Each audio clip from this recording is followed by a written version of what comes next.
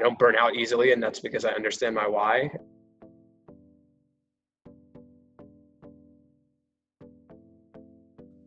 The most important habit that I think has paid dividends in spades has been my commitment to my personal development. I think actively about what is it that I'm doing to read and get smarter? What is it that I'm doing to acquire new knowledge? What is it that I'm doing to continue to better myself from a health and wellness standpoint? And I think it's always been habitual to do something to continue to improve myself, whether it's getting feedback for self-development, trying to improve my self-awareness, learning a new language, learning to read a new language, listening to books, getting my master's degree. So I think all of those things fall in that bucket of this habit of continued self-growth and self-development. And I don't think there's ever going to be a point where I say, oh, I'm a finished product or I'm a finished project. And I always think in the sense that as I'm growing and as I'm developing, I'm going to be able to have a larger impact, which is going to hopefully reap larger dividends for society.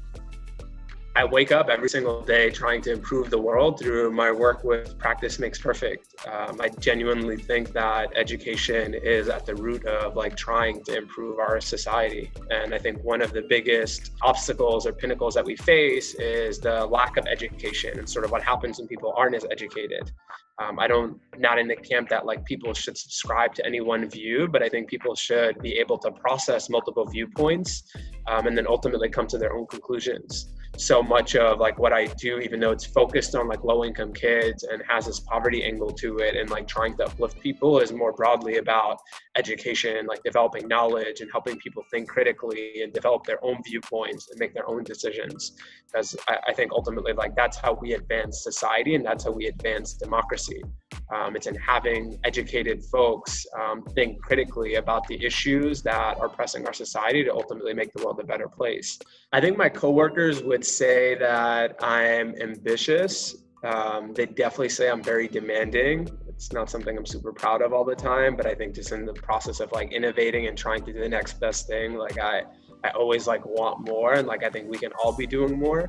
I think someone who's ultimately not going to stop at any cost to ultimately achieve a vision. And so I don't know if that's the relentlessness that I continue to push with.